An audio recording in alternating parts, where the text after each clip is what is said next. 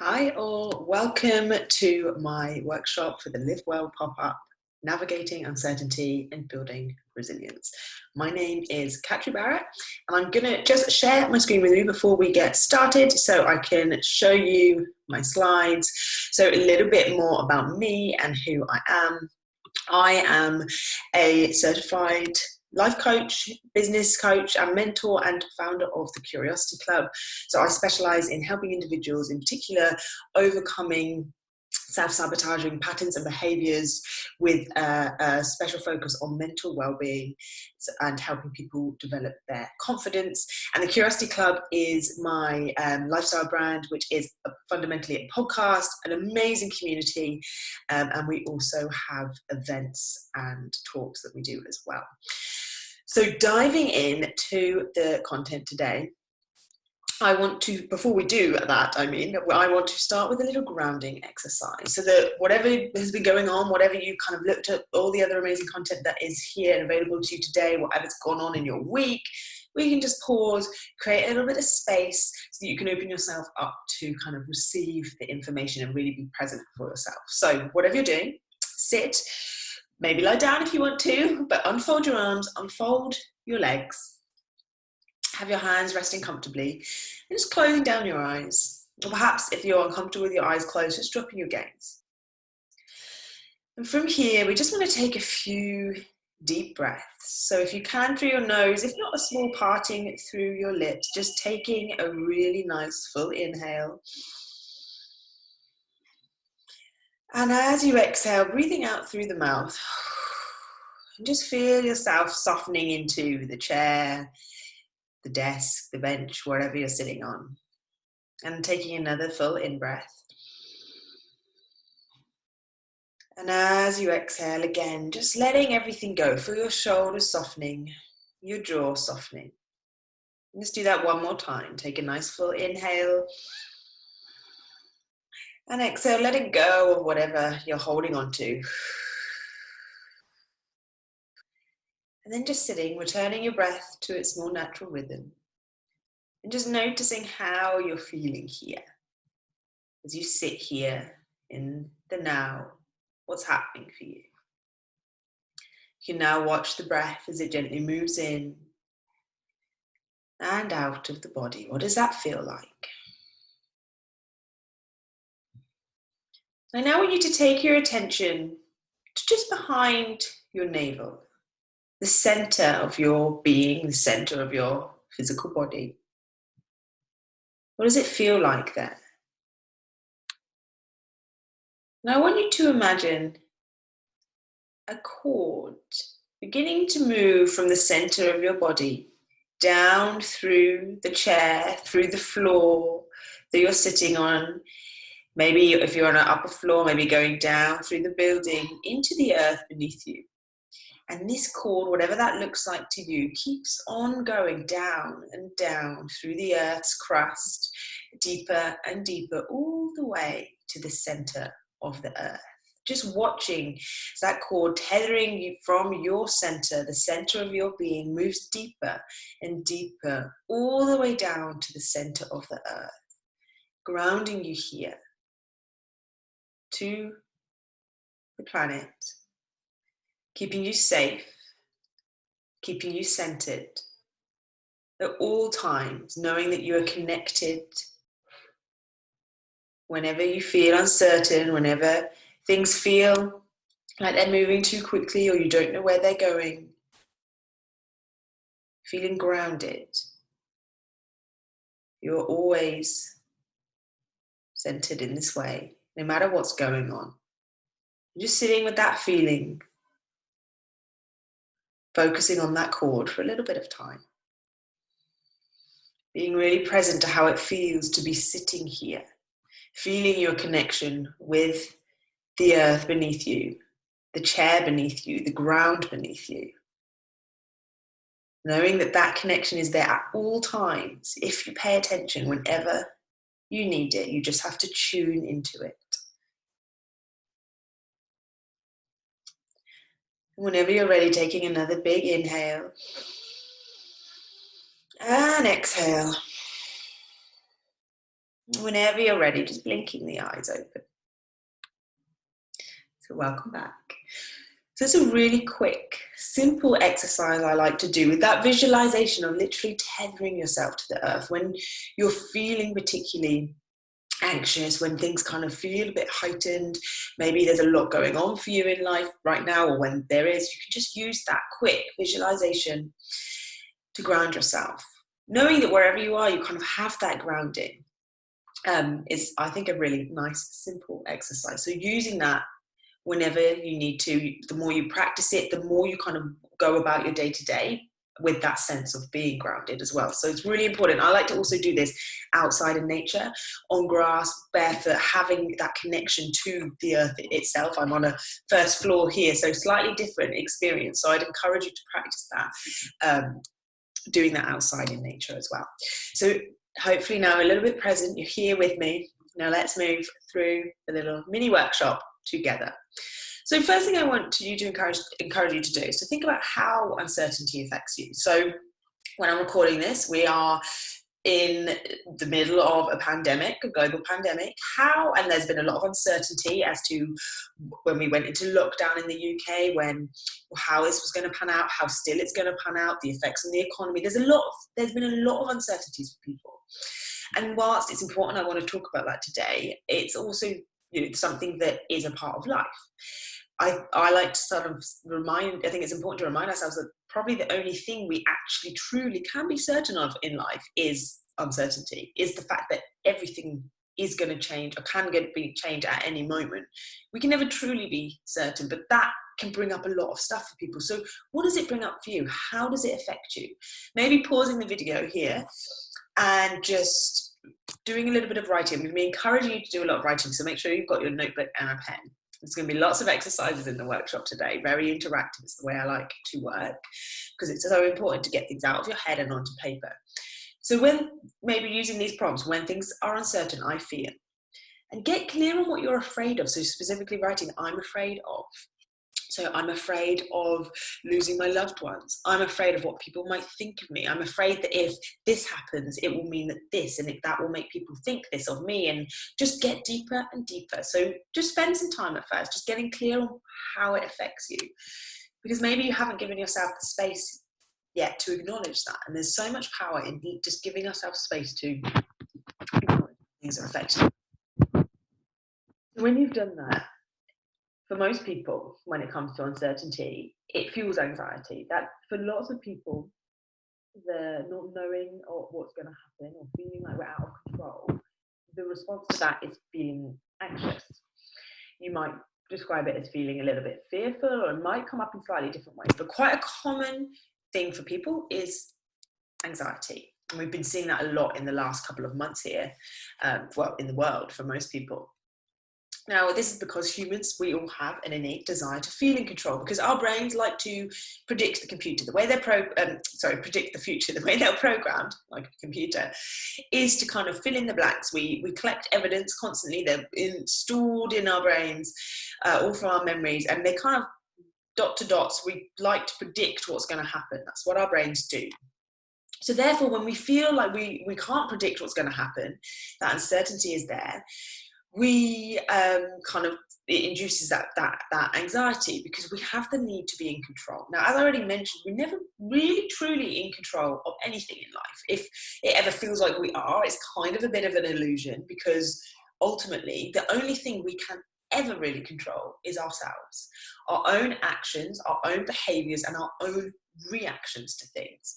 Whenever we feel like we're in control of time management, or at work, or of someone else, or of our kids, or whatever, that is ultimately just an illusion. And when we try to control external things other than ourselves, that can just fuel and feed that anxiety even further. So it's really important to kind of remind ourselves of that ultimately we can only ever control ourselves. So something I want to guide you through today is another exercise. Second exercise of the day is the spheres of control and concern. Now, I've been using this a lot with my coaching clients over the last few months. And this is particularly for you if you're someone that knows you like to be in control. Maybe you're someone with quite common perfectionist kind of tendencies. Quite common for someone who likes to feel like everything's in order, and that's your coping strategy. Sense of control and the need to control things is a common coping strategy for people. So at the moment, in what's happened with lockdown in particular, that has been taken away. People's coping mechanisms of being able to kind of manage their time, or whether it's going to the gym, whatever it is, for lots of people, their coping strategies or mechanisms, lots of those have been taken away right now. So that also is fueling that anxiety and that uncertainty. So with this exercise, I want you to, on your notebook or on a bit of paper, draw 2 circles like I've done. So I've filled this in for you. I'm going to talk you through it, but draw 2 circles like this, one inside the other. The outer circle is for your concern and the inner circle is for control. So the idea of this exercise is to begin to separate things that you actually can control and things that are not within your control, but they're things you're concerned about, and differentiate between the two. So for example, if thinking of the control, it's all about you, your thought, your reactions, your actions, not other people. So I've filled this in terms of climate change, worrying about that, but you might fill this in whatever is triggering you to feel anxious, or whatever is feeding that uncertainty for you. During uncertain times, you can use this when you feel out of control, whatever it is. Now, obviously the current pandemic, you might be filling in to do with that. It might be going back to work. It might be climate change, if that's a trigger for you. That's what I've used as an example here. So for example, everything around climate change, it might be the fears and anxieties that you're worried about. For some people might be, what's going to happen with climate change? What does it mean? I'm worried about other people not taking it seriously enough, not doing enough. The fact that other people are driving so much and using lots of non-renewable energy and fuel and oils. What is it going to mean for future generations, for children, for my future ancestors? That's a fear for me. How are we going to have enough food? Are we going to have enough food to sustain the population? Is there going to be famine and drought? What is it going to look like in the future? What does it mean if we're going to have more natural disasters? What about all those animals that are going extinct? So all of these things are understandable concerns. These shows a healthy human response to be concerned about these things. However, as an individual, if you were to focus on the natural disasters and give that our attention and energy, it's just going to feed anxiety, when actually we can't control ultimately the environment and nature. We can't control if there's going to be natural disasters.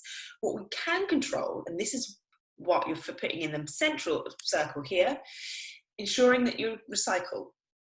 Instead of turning the heating on, put an extra layer on. So that is, rather than worrying about people using non-renewable energy, look at how you can reduce your consumption of it.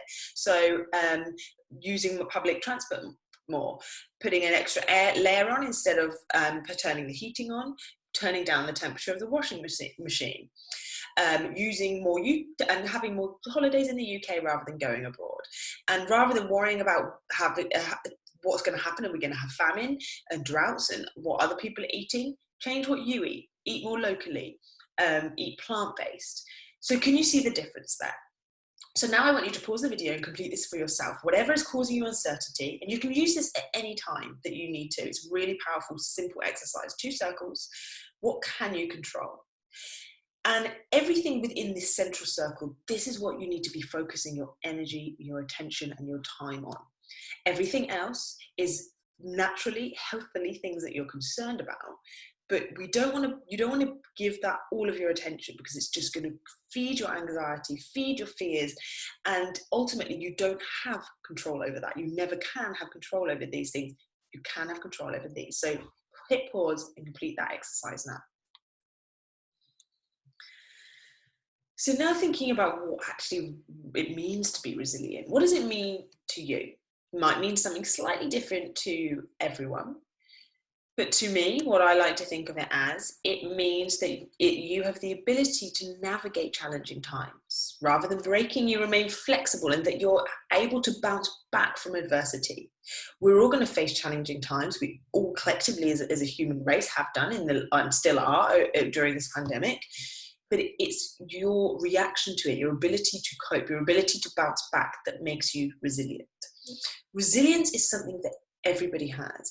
Whilst you can do things and take steps, such as focusing on what you can control so that you don't become overwhelmed, to improve your resilience, it isn't something that you have or you don't have. Often I see people come to me for coaching and they say, I want to be more resilient. I'm not resilient. Then I remind them of everything that they have been coping with, everything that has happened to them, and that they're still here. If you're here and you're watching this video, you are a resilient human. You have overcome so much to get here right now, and you still are. So you are resilient. It's just about building upon that. So it's important to think about what resilience doesn't mean. It doesn't mean that resilient people never experience stress or anxiety or suffering. They still experience the same things, but it's what they do with that experience. It's how they manage their experience that changes the situation and builds their resilience. So rather than they develop the strength, it's about developing that strength and that personal understanding. So knowing your triggers, and that's what we're working on today, your thoughts, your stories, your narratives, working with those so that they don't work against you, and you can remain flexible through any challenges and any uncertainty. So one of the antidotes to uncertainty, that kind of confusion, that not knowing, like I said, our human brains as humans, we want to predict, we want to kind of feel in control. So one thing we've already done is focusing on what you can control. That's gaining that clarity. So this is what I can do, focusing on that rather than getting overwhelmed with what you can't and everything that is beyond your control in those areas of concern. The next thing is to intentionally seek for clarity. Again, to focus, give you a sense of focus and a sense of purpose. Now, clarity on your values, your personal values, you can also do this for your professional values, is really useful because it can act as that compass to navigate through when you feel lost, out of control, uncertain. So this might be an exercise you've done before. This is something that I do with all of my coaching clients and business mentoring clients at the first instance. And these change. Values at different points in our life, after different experiences, at different ages, whatever it is, do change slightly. They might be similar, but they do. So always coming back to this. I do this regularly a few times through the year, come back to my values. Now, what do I mean by values in particular? So your values can act like guidelines that you can live your life by, and they represent what is personal to you and most important to you, important in the way you work, in the way you approach your life.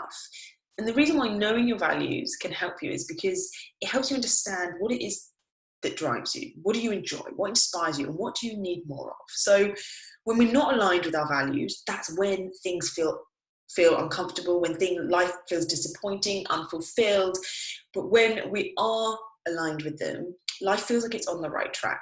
Life feels good. Life feels intentional. We feel like we're living in purpose, and that is what we need when things feel uncertain. We need to ground ourselves in our values. Whatever the situation, you think about how can you apply your values to it? How can you come back to those things that are important to you and find them in this moment? Because we always can find them within any situation, and that's the power of them. So now, next exercise is going to be get clear on your values. And if you've done this before, doing it again, it's always really powerful and interesting to see how perhaps things change slightly. So here are some examples of prompts for you to help. It's just phrases. These are just words, but you might come up with a couple of words, a little sentence. It might be more of a phrase. There's no right or wrong with this. But I want you to have pick about five, hone it down to 5. Of course, you're going to have more things that resonate with you on here, more than 5.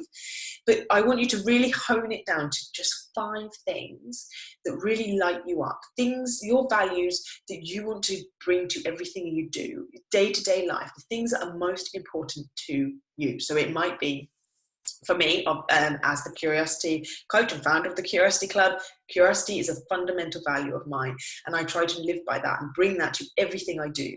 When I do, I feel really fulfilled. It lights me up. I'm excited about life. When I don't, that's when I feel discontent. That's when things feel out of control for me. So pause the video and just pick 5. Go through. You might need to go through. You might start with 10 and then whittle it down to the most important things to you. You can use these as prompts, or you can come up with your own.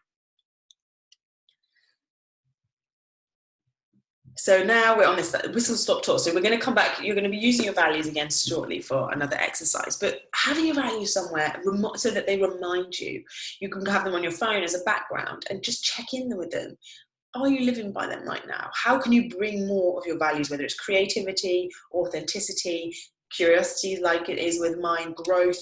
How can you ensure that you're growing through a situation rather than being closed off? So when, especially in challenging times, I go back here, if you look, if you focus on, if times are uncertain, yet you're focusing on your value of growth, you can just consistently check in and think, what can I learn here? What's to be learned so that I can ensure that I'm growing? Because if you do that, then for you, no matter the situation, it becomes about developing as a person. And that gives you that focus, and that gives you that sense of control. So that's how you would then apply your values to your life. You're checking in and noticing where you're living by them, how you can bring them more into your day-to-day life. And that's when it can really help through times that feel more challenging, and to just help bring about more fulfillment in life, in work, in relationships, in everything.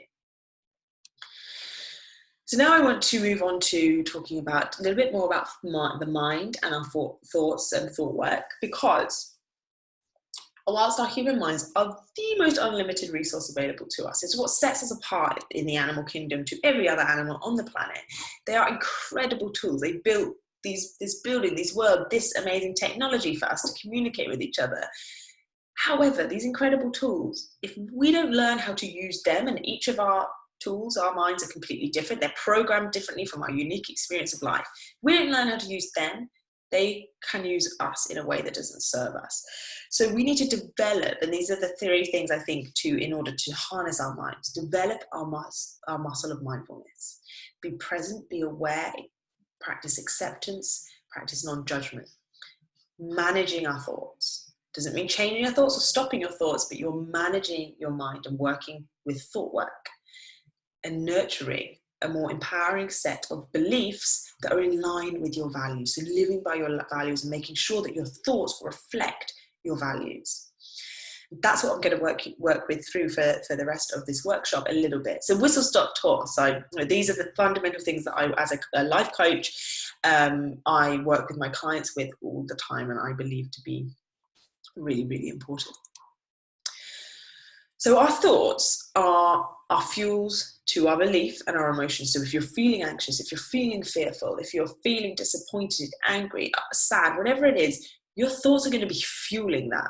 The same goes for when you're joyful or happy. Your thoughts, if you can observe them, are fueling that. They're going to be thinking more positive narratives and stories.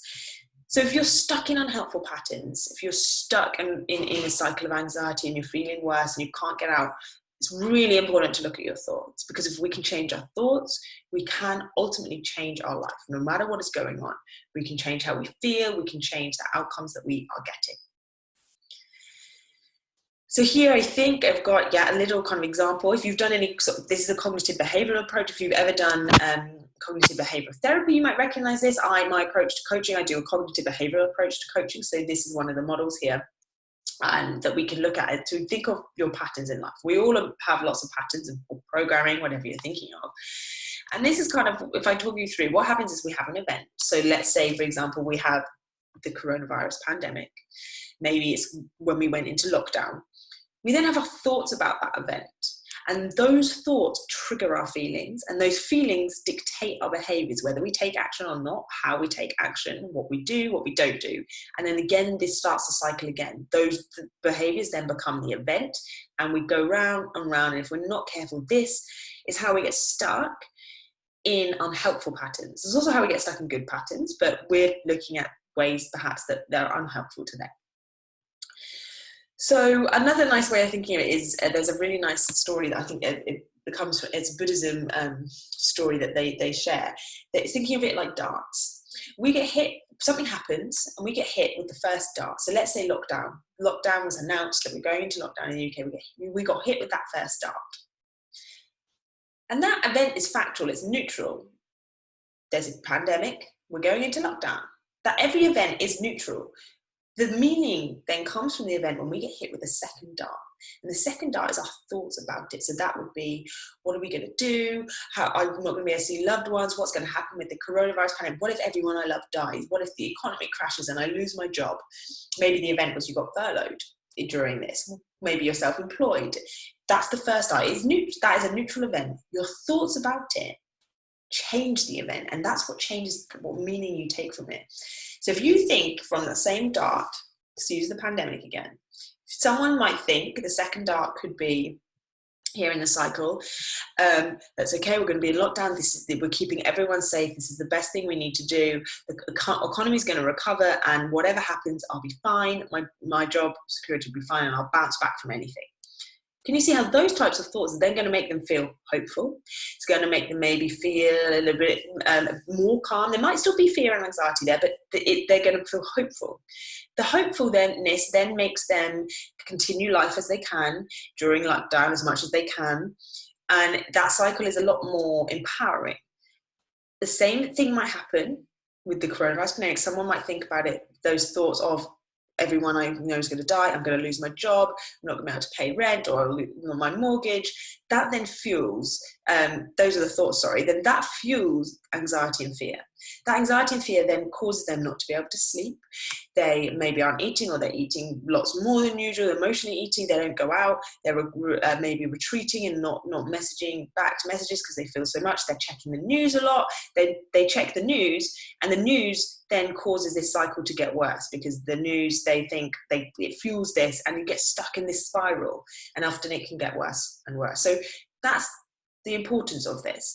If you want to change any point of this, if you want to change what's happening, how you're feeling, how you're coping, the actions that you're doing, and this applies to absolutely anything in our life, we need to change here. Whilst we can change our actions and behaviours, and yes, that might change our results, it's much more short term. We want to make sustainable, long-lasting change. So you've got to go deeper. You've got to come here to your beliefs and your thoughts. Your beliefs here are also kind of feeding your thoughts. So it's also useful, I think, to talk about where our emotions come from, and how, whatever your emotions are, however much you feel, there's no such thing as being too emotional, too sensitive. I want to say that here. Having an emotional response to something is a natural, healthy human response. What happens is when we become stuck in those unhelpful patterns and we're not processing our emotions, and they stay and linger around, and then they become unhelpful, and we're stuck in one of those patterns that isn't serving us or making us feel very good. So acknowledging and reminding ourselves where our emotions come from. So the limbic system back here, more sort of, you can see it here in the part of the brain, is one of the oldest parts and most primitive parts of our brain. And this is our emotional center. So when we feel that fear, and when perhaps there's a lot of it, there's a lot of uncertainty, it can then overwhelm our prefrontal cortex, which is our logical brain. And that is when maybe that fight or flight response kicks in, and because it becomes overwhelmed, and the communication between the two kind of goes into overdrive. They're not able to communicate efficiently, and we get that fight or flight, we freeze, and we're in that heightened state of stress. Now, what can keep us stuck there is when the communication doesn't kick back in. So whatever you feel, it's a healthy response. It's that primitive bit of our brain trying to keep us safe and from danger. Now, what you need to do is use your logical brain to start processing that emotion and kick back in that thinking part, planning part, by labeling your emotions, acknowledging your emotions, and managing your thoughts, so the thoughts aren't feeding this emotional response. So we need to work on that emotional fitness by ensuring the two parts of our brain, or obviously there's many parts of our brain, but those two particular two parts of our brain are communicating effectively. And that comes from literally labeling your emotions, acknowledging them, holding space for them, rather than resisting them and or coming from a place of reaction. Respond to them in a more healthy way by allowing them, labeling them, and using that logical brain to process them. So coming back to the thoughts, while managing those thoughts is a part of that, to ensure that we're not kind of fueling these unhelpful narratives, unhelpful story, unhelpful emotions, and begin to make changes, it's really important to remind ourselves that our thoughts are not facts. And what I always like to encourage people is to start treating them like hypotheses that need proving or disproving. And what I like to call becoming a self-scientist. Now, self-scientist is someone who observes their behaviors, their thoughts, their feelings and reactions with a sense of curiosity, kindness, and who seeks to pull out the weeds, the ones that aren't facts, and separate them from the stories, the fiction. It's a practice, a self-scientist practice that we do throughout a lifetime, and that's what makes the difference between someone who's really resilient and can navigate challenges better than someone who finds like they think the world is closing in and finds them a lot more stressful. It's that self-scientist thing. It doesn't mean the thoughts and the reactions, the emotions are different. It means they're processing them better, they're acknowledging them, they're observing them, and they are not believing everything their thoughts tell them. So the first step to helping cultivate this for yourself is to check in. Are you in living mode or thinking mode? Are you living your life, in thinking mode or experiencing mode? When we're thinking about everything, often we're stuck in unhelpful narratives. We're thinking about the coronavirus pandemic rather than just experiencing it as it is. It is factual, it's happening, this is it. Thinking of those two darts. Are you living in the second dart or just the first dart? If we live in just the first dart, everything is neutral. It's just an experience happening. Whereas we're living in our thoughts about them, that's when it can become problematic. So how often when you're in a conversation with someone and you're truly listening and experiencing the conversation, or are you thinking about it?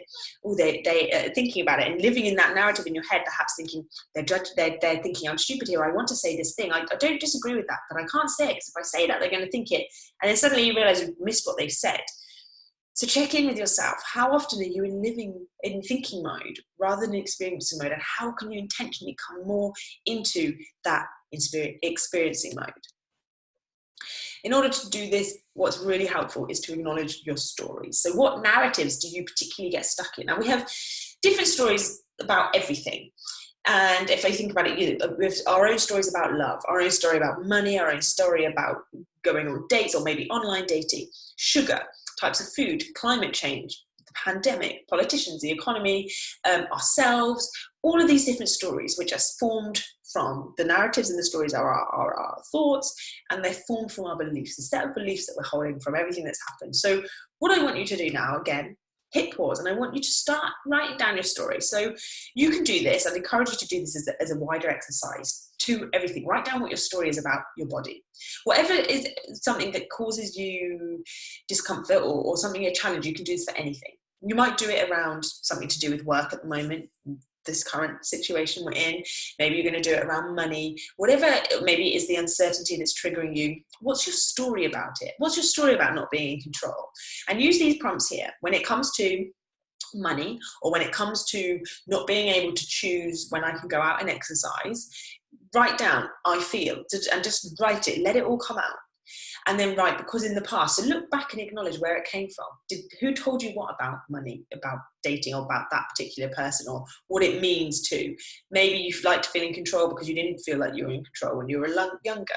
How did it make you feel? What do you believe about it? And then what do you take it to mean? What does it mean if someone thinks this about you? Just get deeper and deeper, keep trying to go through each layer. So hit pause now and spend some time doing that. If you want, you can do it for the different areas of your life. Like I said, you could do it for love, sex, family. Writing down your story about each thing, or just focus on one for now and come back and use it as an exercise later. So talking about our beliefs. So the beliefs that we all hold a set of beliefs, some positive, some limiting or negative. And these are all formed, most of them when we were children, but we continue to form them, and they are changeable, which is the good news. But they're basically the lens that we see the world through, that we see our experiences through, that we see ourselves through, that we see other people through. And that's where through that lens is then the thoughts that we have, because we see things differently. Remember, we get hit with that first start, that event. So the events that happen to everyone would be the same. But depending on the lens, the beliefs that we're seeing that event through, that then determines the second dart, our thoughts about the event. So depending on the beliefs that we're holding, those dictate what meaning we take from our experiences. And that's why it's really important to acknowledge them, what limiting beliefs you might be holding about all these different areas or different things that could be feeding your anxiety, your uncertainty, or anything, your lack of confidence. It could apply to everything. This is what I work a lot with my coaching clients on. So rewriting your beliefs, beginning to acknowledge, first step to making any sort of changes, acknowledge what limiting beliefs are restricting you, what are keeping you stuck in those unhelpful patterns, and how can you begin to reframe them. So the simple way of doing this is to use those stories you've just written and begin examining those. So when you look at those, what do you believe? What do you believe about yourself? It might be that I am unlovable. It might be, life is hard. You might have that as a belief. It might be a creative person can never earn money. It might be the coronavirus is the end of the world. Climate change is the end of the world. What is the belief that you're holding? And now you're going to develop that self-scientist muscle. And I want you to begin to rewrite those beliefs to a more neutral, factual, and empowering statement that is more aligned with your values. So if your values were creativity, authenticity, growth, confidence, whatever it was, how do those limiting beliefs reflect those? Because I would go so far to say as I presume that they don't at all.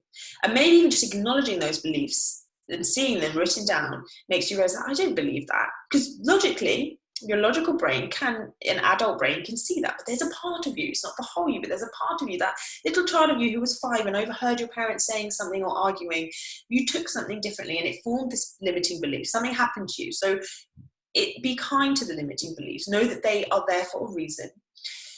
And when you're holding them, you now, from your perspective now, need to just begin to rewrite them. Now, in order to do that self-scientist, so you're treating it like a hypothesis, you've got to prove or disprove it. So writing down all the facts that go against it, everything that disproves the fact that you're lovable, every partner you've ever had, every time someone says you love you, your friends, gestures that you've experienced, and then writing down everything that supports it. Because there'll be times when you've been broken up with, hurt with, cheated on, maybe people have said something cruel to you. But getting clear on that, because it helps you realize why they are there. We all hold them for a reason. And now focusing on the reasons that go against it, and use that to rewrite these to statements. So you've got a collection of statements that are more empowering. It's an empowering set of belief that is neutral and factual and aligned with your values, so that you can just remind yourself, whenever you catch yourself in that cycle that's feeding that uncertainty, anxiety, you can repeat these statements to yourself to help break that cycle. And over time, that cycle is going to change. You'll start firing those new connections in your brain, and you can build a new set of beliefs. But it takes time, and it takes repetition, and it takes practice, but you absolutely can. So I just want to leave you on a few reminders. So what you focus on grows. During challenging times, make sure you're intentionally focusing on what is going well and what is within your control, rather than what you can't. So shift your focus into that inner circle. Allow space to feel worried and concerned about everything else. That's a healthy human response. But don't give it your time and energy, and too much of your time and energy and focus. Focus on what you can control and you can do. Come more often, set reminders on your phone, whatever you need to. I always tell people to do that. Put reminders on their phone throughout the day that just says thinking or experiencing mode, ? So it pops up and you see it.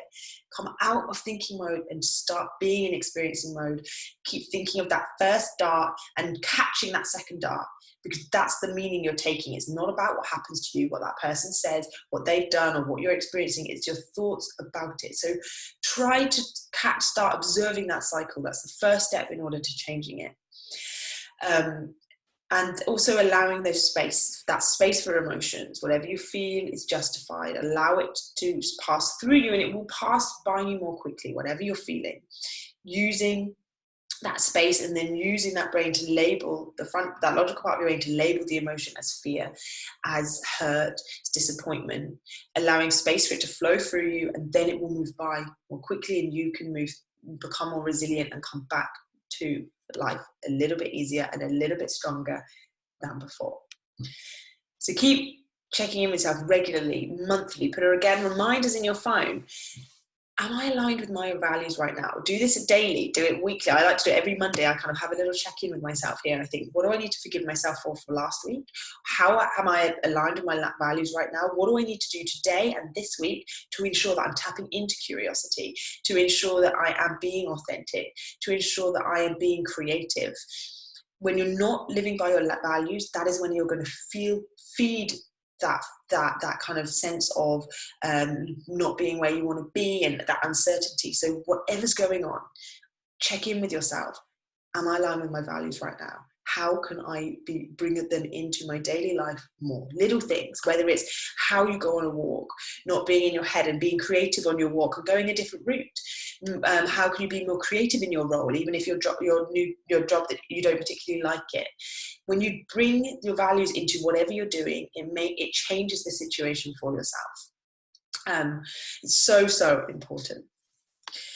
So thank you so much for joining in this little mini whistle-stop tour on some of my kind of favourite topics. If any of this has resonated with you and you would like to go a little bit deeper with me, then I am very excited to share an exclusive offer with all of you lovely Live Well community in the form of a free coaching session. So you can head over to the shop now and book your spot there. There are limited spaces available, so quickly go now if you want to take advantage of that very special offer. I would love to work with some of you a little bit deeper on all of these things, or just working through whatever's coming up for you. So I work with life coaches and also wellbeing businesses who are starting up there in the startup phase. I mentor and coach businesses as well as life coaching.